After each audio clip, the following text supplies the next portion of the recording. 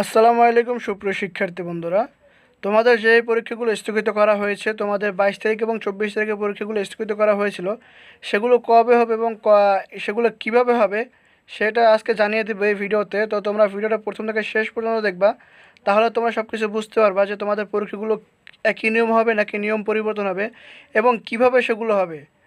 তো বেশি কথা বলবো না, চলো ভিডিওটা শুরু করা যাক। আজকে শিক্ষা উপদেষ্টা একটি সংবাদ সম্মেলনে এই কথা জানিয়েছে যে 22 তারিখের যে পরীক্ষাগুলো এবং 24 তারিখের যে পরীক্ষাগুলো, সেই পরীক্ষাগুলো দুটোটা একসাথেই হবে। একসাথে হবে বলতে আমি তোমাদেরকে এখন বুঝিয়ে দিচ্ছি একসাথে কীভাবে হবে। তোমাদের 22 তারিখ পরীক্ষার কথা ছিল রসায়ন এবং ইসলামী সংস্কৃতি, এবং 24 তারিখ পরীক্ষার কথা ছিল অর্থনীতি। তো মোট 3-4টা পরীক্ষা যেগুলো স্থগিত করা হয়েছে 22 এবং 24 তারিখের, সেই দুইটা পরীক্ষা হবে একই সাথে বলতে একই দিনে পরীক্ষা দুটো হবে।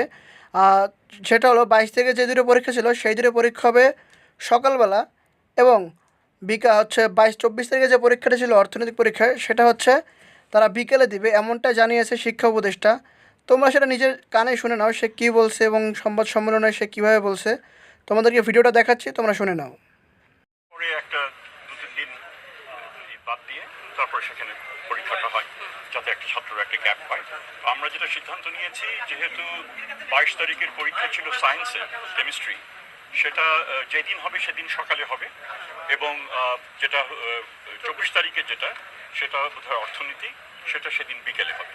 তো যার ফলে আপনার পরীক্ষা পুরো প্রক্রিয়া যেন আরও কটা দিন পিছিয়ে যেন না যায় শেষ হতে, সেজন্য আমরা একটু আগে ওইভাবে আমরা জিনিসটা প্ল্যান করেছি। এর মধ্যে কয়েকদিনের মধ্যে, এটা খুব একটা গুরুতর কোনো বিষয় না, এটা বোর্ডের বিষয়, তারা এটা।